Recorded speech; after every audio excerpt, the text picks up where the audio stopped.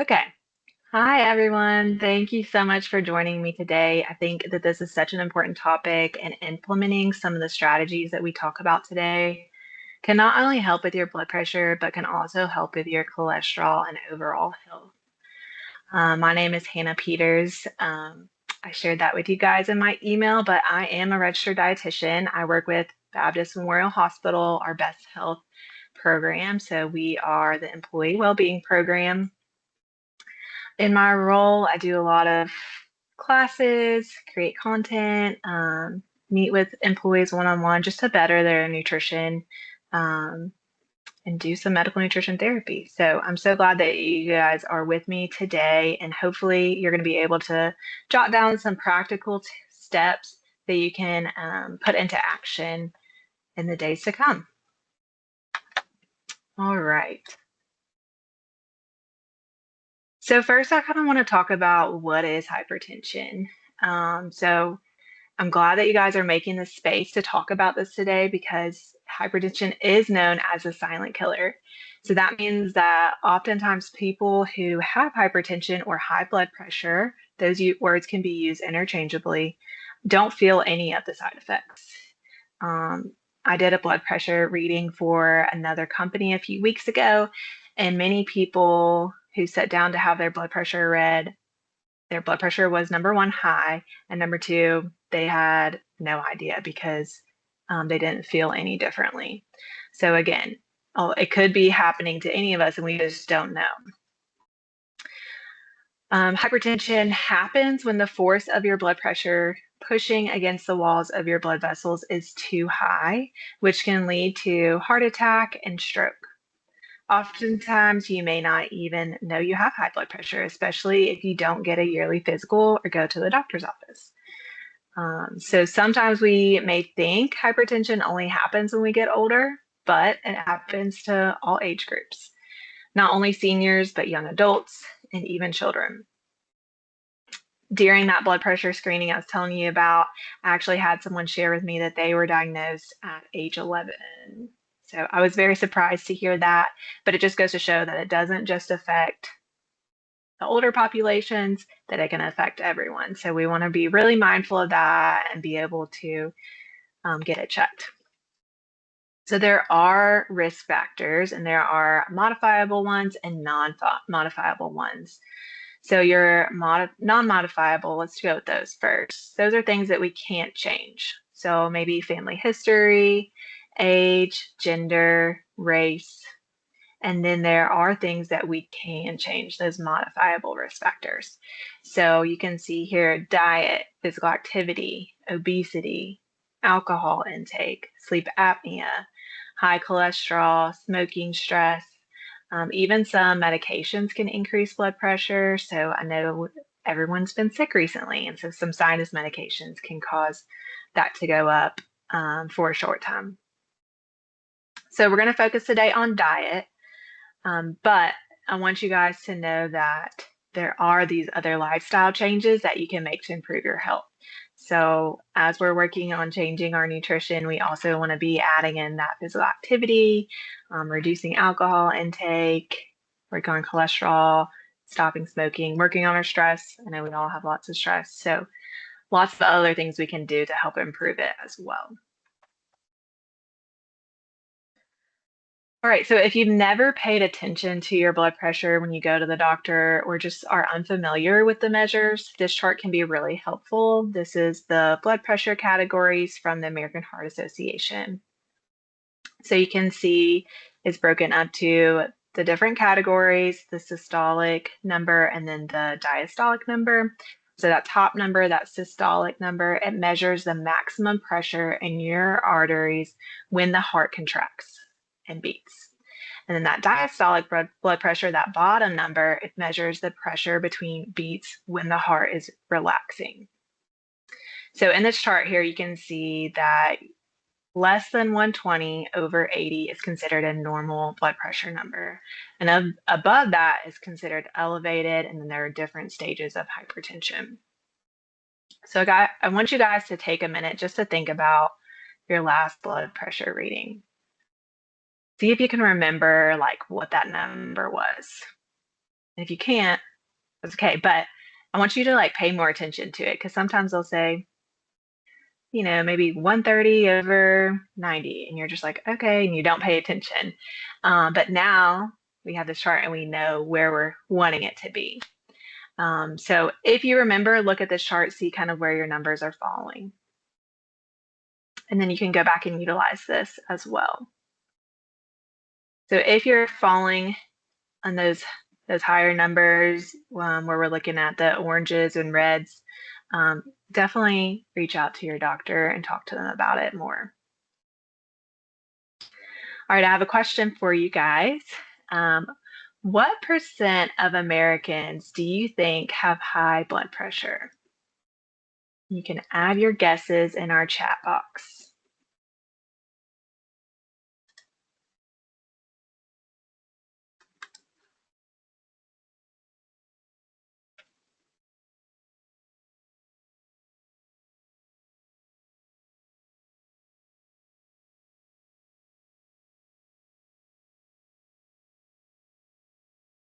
We got a 50%, 50%, 90. Those are good guesses. You guys are smart, and that's why y'all are here today because you know it's very high. All right, so in the US, nearly half of all adults, so that 48%, so y'all are very close, have high blood pressure. So I know some of you guys have joined together today, but right now, let's just say there's 18 people online. And so that would mean 9 of us are living or could be living with high blood pressure. So that is a high number, and that is why it's so important to be getting that checked and paying attention. And what makes it even scarier is that 3 out of 4 people do not know that they have high blood pressure. So number one on that to-do list is to make a yearly physical appointment if you haven't already done so, so that your provider can help you monitor this. And they have blood pressure cuffs that you can buy, over the counter too, if you're wanting to check it now. Okay, so if we don't go to the doctor, we don't get our blood pressure controlled, what happens? This graphic is from the American Heart Association. It shows us the consequences of high blood pressure. So let's start from the bottom left. You can see sexual dysfunction, heart failure, stroke, dementia, vision loss, heart attack, and kidney disease or kidney failure. All of these things can happen just from uncontrolled blood pressure. But the good news is we have those modifiable risk factors we can work on. There are also medications that can help control it. But let's take a look at those nutrition changes we can make. So my hope today is that you can learn ways to lower your blood pressure and actually put some of these steps into practice. I'm not saying that we're going to do all of them tomorrow, but let's take some baby steps to get towards our overarching goal of really improving our nutrition and our health and lowering our blood pressure. So as I'm going through our next few slides, I want you to kind of like jot some ideas down that are practical that you can actually implement into your daily life. So our habits we're going to talk about are limiting sodium and adding potassium, reading the nutrition facts label, choosing whole foods more often, packing your lunch, and trying to avoid alcohol.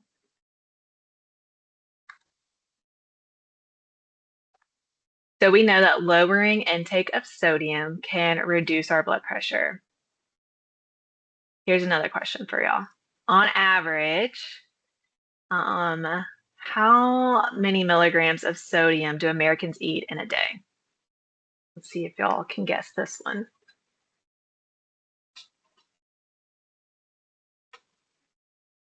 5,000.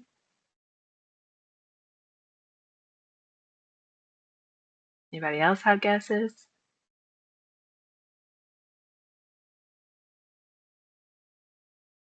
7,500. I love it. We're actually doing better than y'all think if you're guessing those. On average, Americans eat around 3,400 milligrams of sodium daily. And yeah, I do think this could be higher, especially depending on how often you're eating out. So we'll talk about that in the next slide. But the American Heart Association recommends that we limit our sodium intake to 2,300 milligrams a day. And they're really looking at kind of reducing that to 1,500. So we have some work to do to really stay in that. The main source of sodium in our diet is salt because it's composed of sodium chloride and it's added to so many things that we eat. So it's important to be aware of what foods are typically going to be high in sodium. So think about packaged and processed foods, condiments, your cured meats like bacon, pepperoni, bologna, soups. We can find some lower sodium soups, but I was talking to somebody the other day that went to Panera. I think it was Panera. Yeah, and the soups were like 2,000 milligrams. So soup is definitely a big one.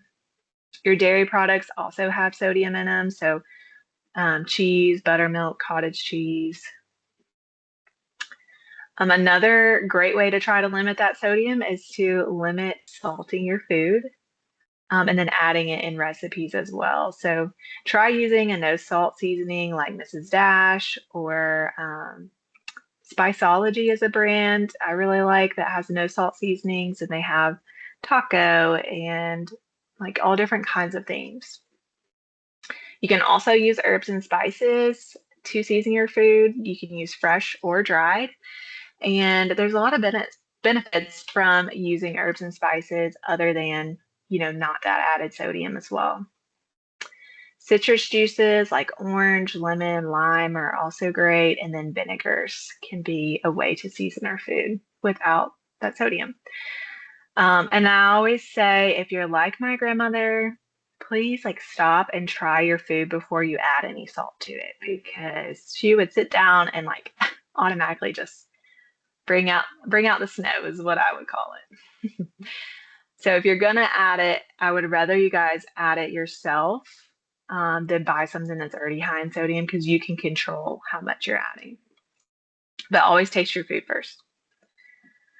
Like I said, eating out is really hard when it comes to sodium. The majority of meals from restaurants and fast foods are packed with it. So the average fast food meal contains about 1,100 to 1,300 milligrams of sodium, while a sit-down restaurant often exceeds that 2,000 milligrams.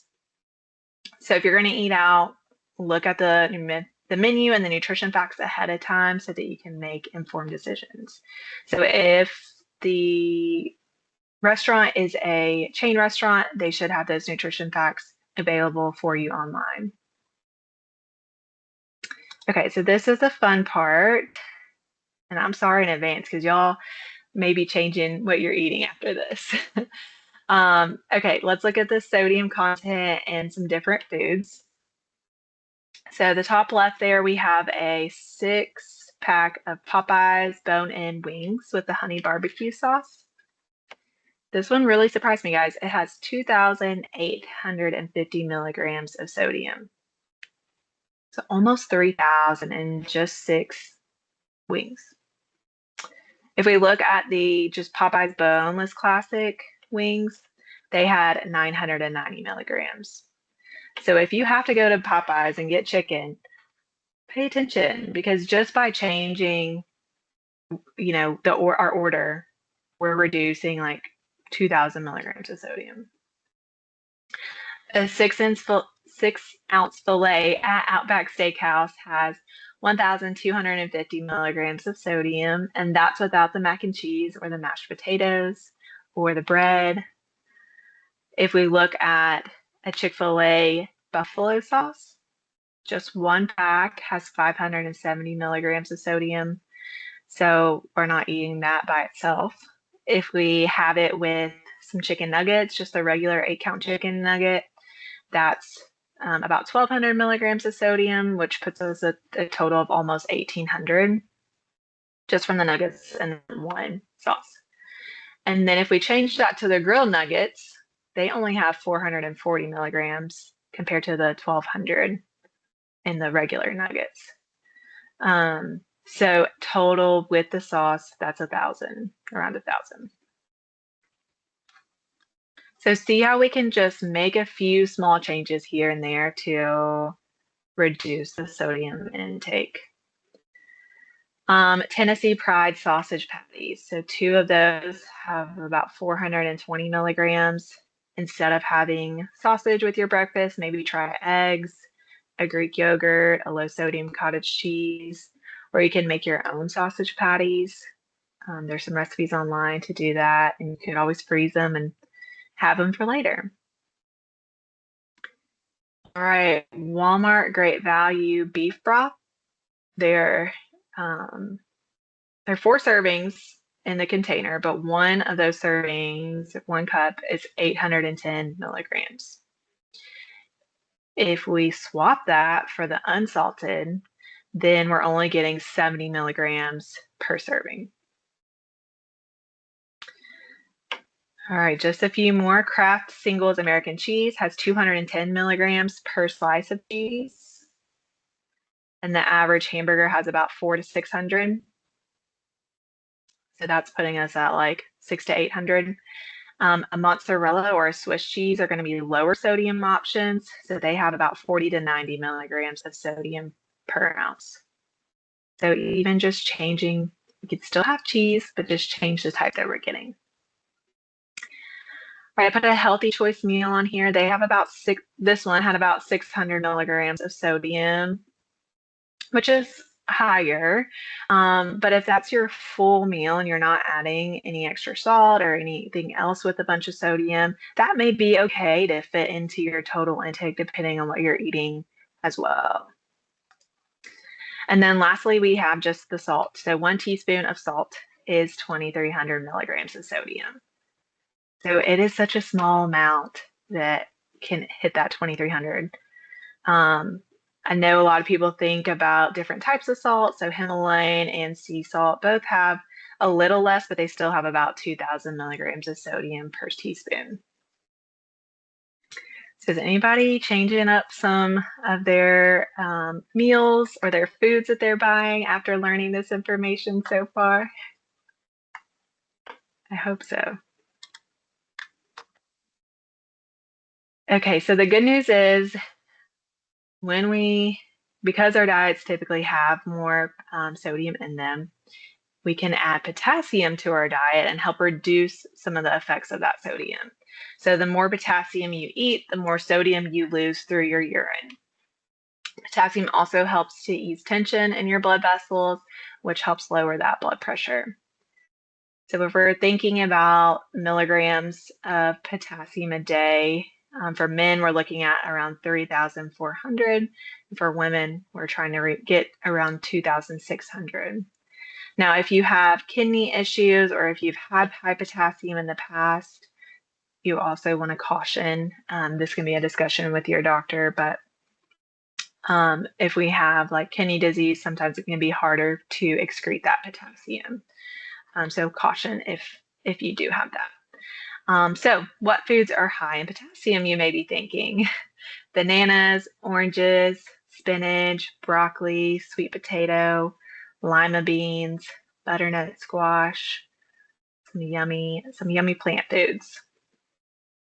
So thinking about some ways that you could add potassium to your meals and maybe snacks pretty easily would be like breakfast. You could add spinach to your scrambled eggs. Maybe for a snack later in the day, you have some oranges or a banana. And then for dinner, you could have salmon with sweet potatoes and broccoli. Sounds like a good day to me. Okay, Carolyn, good job. She said she had the wings today without any sauce and only had 3. So that definitely reduced the sodium.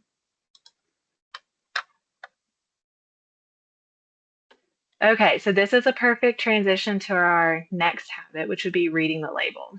So you can read the nutrition facts label online, like I said, for the restaurants and fast food, but you can also read them at the grocery store or at home. on the back of a box or product. So first, I want you guys to understand what percent daily value means. So percent daily value shows how much a nutrient in a serving of the food contributes to a total daily diet of 2,000 calories. So we're looking at that purple section on the slide. And so we can use this percent daily value to determine if a serving of the food is high or low in an individual nutrient, and to compare food products. If we're comparing products, then we want to make sure that the serving size is the same so that we have the right measure. Okay, so when you're looking at the label, you want to look at the sodium. If the percent daily value located next to the milligrams of sodium is higher than 20, so right here we can see that it's about 37, that's going to be considered high. So greater than 20 is high. If it is 5% or lower, that means it's going to be low in that nutrient. So our sodium is high. When we start to look at potassium down at the bottom there, it is 10%. So it's kind of in the middle there. So we want that number to be higher if possible. But we know it's not low because 5% or less would be low. So I really want to encourage you guys to start reading the nutrition facts labels if you're not already. And I think you will be really shocked when you do, just because nobody teaches you to look at them. It's not something we typically are already doing, because nobody teaches us that in school, but it is important to know what we're putting in our bodies.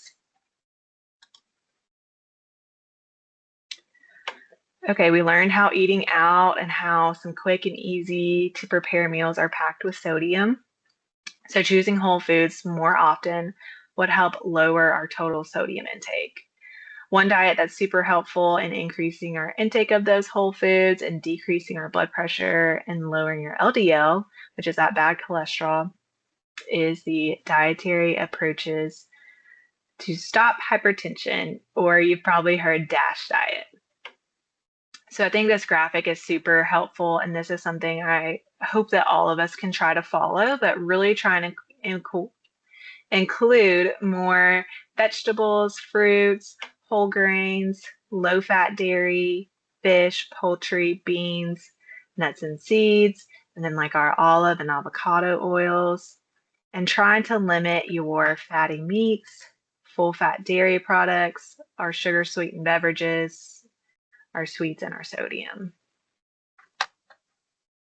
So I created a handout with some resources for you all, and there are going to be links to more information on the DASH diet if you're kind of just needing something more structured to follow. Definitely look for that.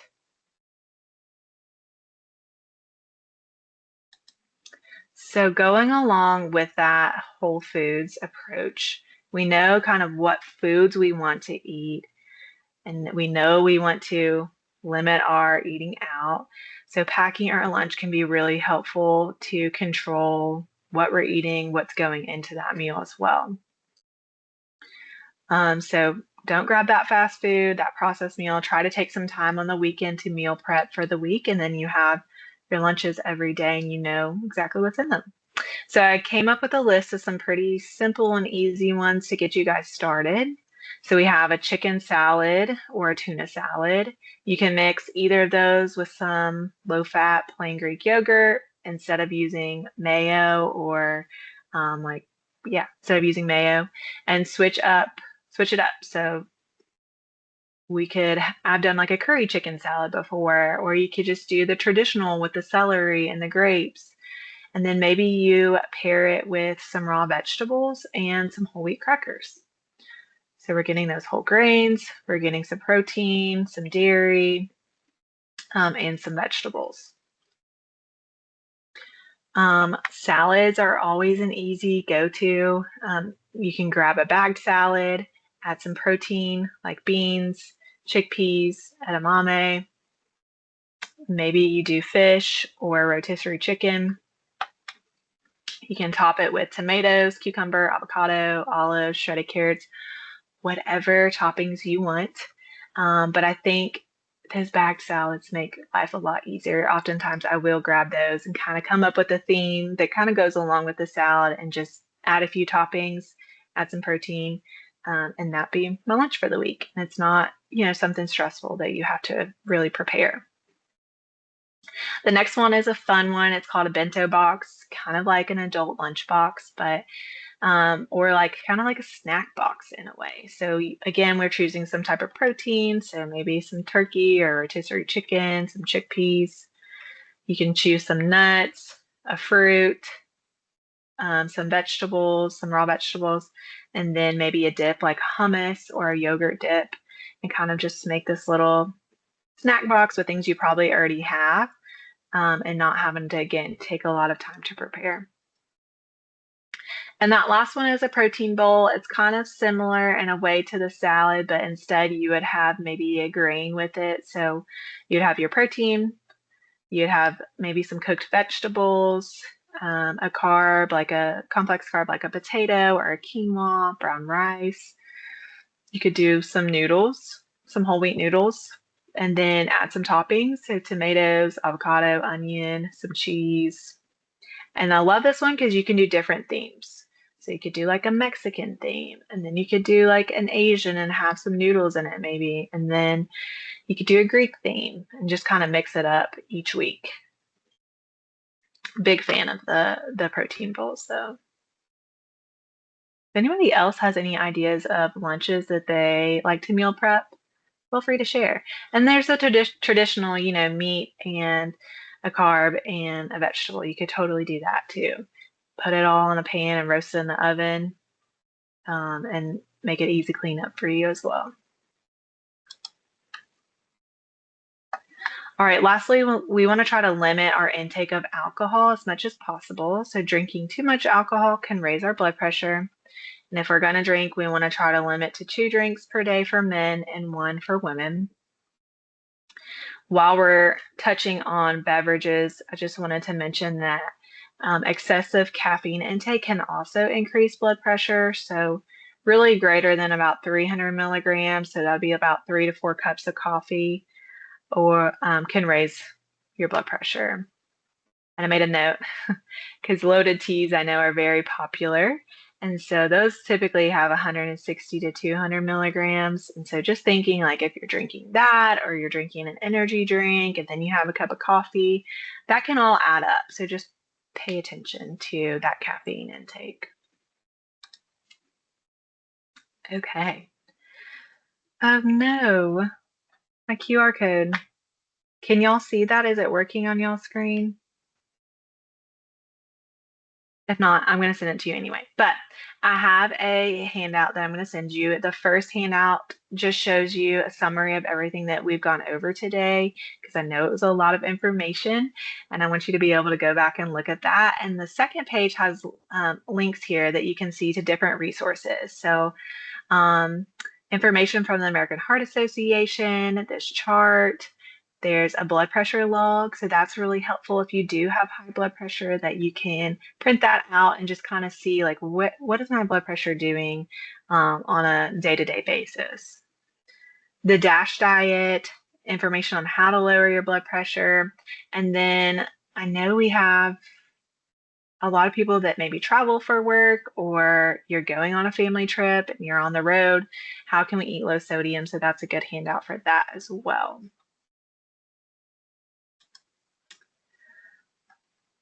All right, so I wanted to read this quote to you guys. I think it's so good.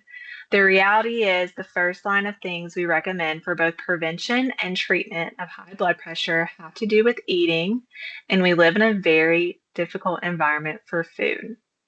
It's hard for people to have low sodium intake. It's hard for people to eat enough potassium. It's hard for people to take in a small number of calories. But the good news is that all that stuff works if you're willing to do it. It's hard, but it works. And so I just love like the reality of like, yeah, it's not easy. And I didn't come in to tell you guys that this was going to be easy, but we know it works. And so just taking those baby steps each day and building on them and trying to stay consistent would be the goal. And this is by Dr. Daniel Jones, who he wrote for the American Heart Association. So thank you guys so much for joining me.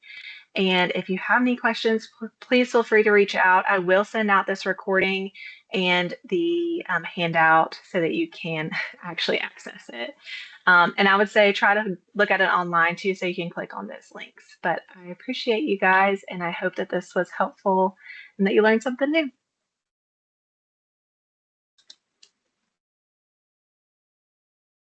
I'll stay on for a couple minutes in case somebody has questions.